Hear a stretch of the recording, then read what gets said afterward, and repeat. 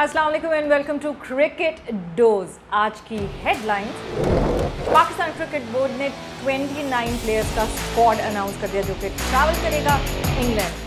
मोहम्मद आमिर और हारिस सुहेल स्क्वाड का हिस्सा नहीं, मगर क्यों? आईपीएल होके रहेगा, ये कहना है सौरव गांगुली का। पोस्ट कोविड क्रिकेट अब हो जाएगी आसान, ईशांत शर्मा कहते हैं। और क्यों जॉन्टी रोड्स को इंडिया से इतनी मोहब्बत है?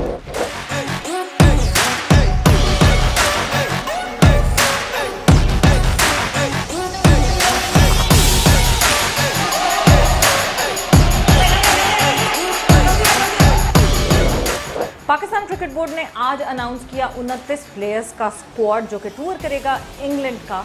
बहुत सारी सिलेक्शन पे लोग खुश हैं, बहुत सारी सिलेक्शन पे लोगों को कुछ रिजर्वेशंस हैं, मगर जब भी कोई स्क्वाड अनाउंस होता है ऐसा नहीं होता कि 100% सब खुश हों। जैसे हैदर अली आए तो हैदर अली के लिए सब बहुत खुश हैं कि वो सिलेक्ट हुए हैं, दी सेंसेशन ऑफ अंडर 19, बहुत प्रॉमिसिंग प्रॉस्पेक्ट लगते हैं एंड आई होप कि वो अच्छा करके दिखाएं।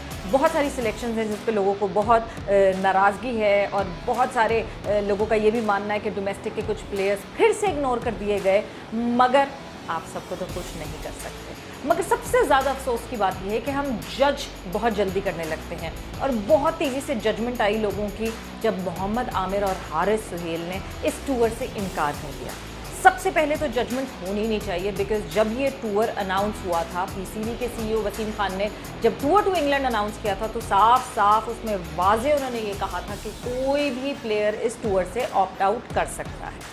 मोहम्मद आमिर जो कि अपना दूसरा बेबी एक्सपेक्ट कर रहे हैं, वो अपनी वाइफ के साथ रहना चाहते हैं, इस वजह से वो ऑप्ट नहीं कर रहे इस टूर के लिए और उसको हमें अंडरस्टैंड करना चाहिए, इस पॉइंट ऑफ व्यू को हमें अंडरस्टैंड करना चाहिए। दूसरी तरफ हारिस सुहेल की बात करें तो कोविड-19 की वजह से Haris Sohail do not want to travel to England.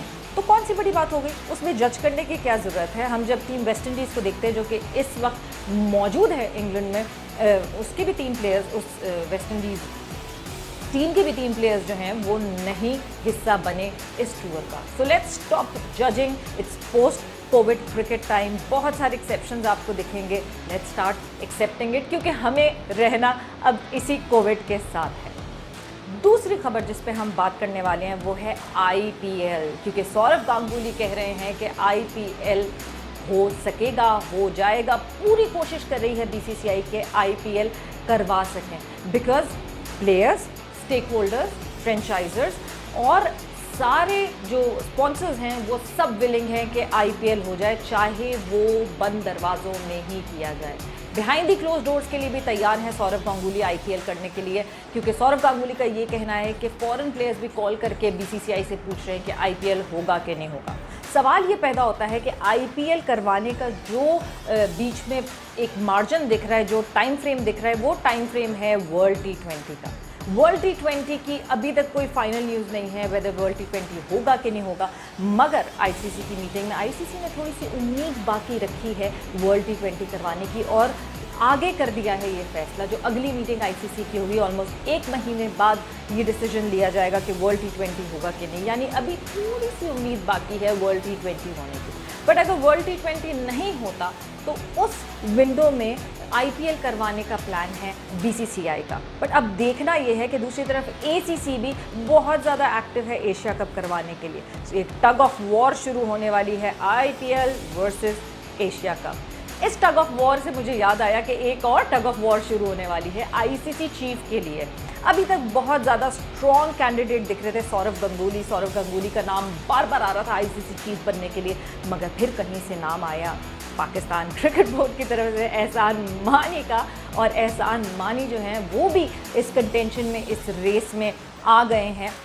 और इस तरह सीसॉ हो रहा है, कभी जो है ज़्यादा पॉजिटिव वोट्स की बात आती है एहसान मानी की तरफ, तो कभी बात आती है सौरव गांगुली की तरफ। अब देखते हैं कि ये ऊँट किस करवट बैठेगा और कौन बनेगा आईसीसी का चीफ। ईशांत शर्मा का मानना है कि पोस्ट कोविड क्रिकेट अब आसान हो जाएगी। शॉर्टर फॉर्मेट्स तो पहले ही बैटिंग के लिए बहुत आसान थे, बैट्समैन डोमिनेट करते थे उसमें, मगर अब लॉन्गर फॉर्मेट यानी रेड बॉल क्रिकेट भी जो है वो आसान हो जाएगी बैट्समैन के लिए, क्योंकि जब आप सलाइवा अप्लाई नहीं कर सकेंगे बॉल पे, बॉल को शाइन नहीं कर सकेंगे, बॉल स्विंग नहीं करेगी, और जब स्विंग नहीं करेगी तो बैट्समैन के लिए बैटिंग करना बहुत आसान हो जाएगा।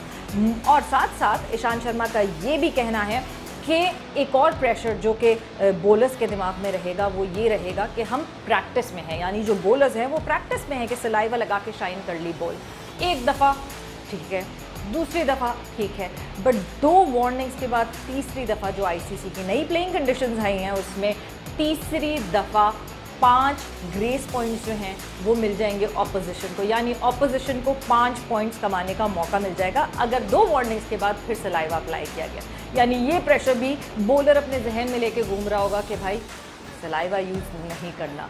सो प्रेशर ही प्रेशर अब बॉलर के ऊपर है और बैट्समैन राज करेंगे, इंजॉय करेंगे, क्योंकि जब स्विंग नहीं होगा बॉल में तो फिर आसानी तो जाहिर सी बात है होगी। और जब हम बॉल स्विंगिंग की बात करते हैं, एक उसका डिबेट ये आती है कि ठीक है स्वेट तो अलाउड है, बट नई बॉल के लिए you need saliva to swing it, और स्वेट आप रिवर्स स्विंग जब करते हैं उस वक्त स्वेट अप्लाई करते हैं बॉल को, तो ये एक डिफरेंट सी साइंस है जिस साइंस में भी बहुत पढ़ना पड़ेगा, क्योंकि पोस्ट कोविड क्रिकेट काफ़ी अर्से तक हमारे साथ रही। जॉन्टी रोड्स, जिनको इंडिया से बहुत मोहब्बत है, यानी इतनी मोहब्बत है कि उन्होंने अपनी बेटी का नाम इंडिया रखा है, उन्होंने ट्विटर पे फिर से एक और दफ़ा उस मोहब्बत का इजहार किया एक वीडियो शेयर करके, जो कि इंडिया के एक क्वारंटीन होम की है और वहाँ पे क्रिकेट खेली जा रही है। वहाँ पे क्वारंटीन होम में क्रिकेट खेली जा रही है, प्लेयर्स जो हैं वो इधर से उधर भाग रहे हैं, रन बनाते हुए दिख रहे हैं, फील्डर जो है वो बॉल के पीछे भाग रहा है,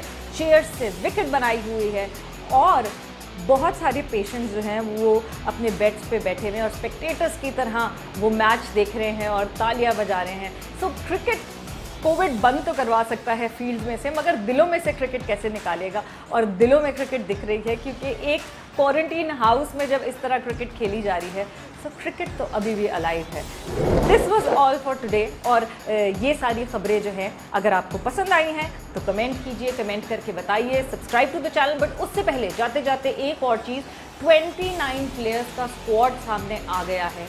अब आपको क्या लगता है कि क्या होगी टेस्ट 11 पाकिस्तान की? पहले टेस्ट में आप किन प्लेयर्स को उतारना चाहेंगे? और इसी प्लेइंग 11 बनाने के साथ साथ आपसे मैं इजाज़त चाहती हूँ। कमेंट में ज़रूर अपनी प्लेइंग 11 लिखिएगा। देखते हैं टेस्ट 11 कौन सी किसकी सही होती है। टेक केयर, अल्लाह हाफिज़, बाय बाय।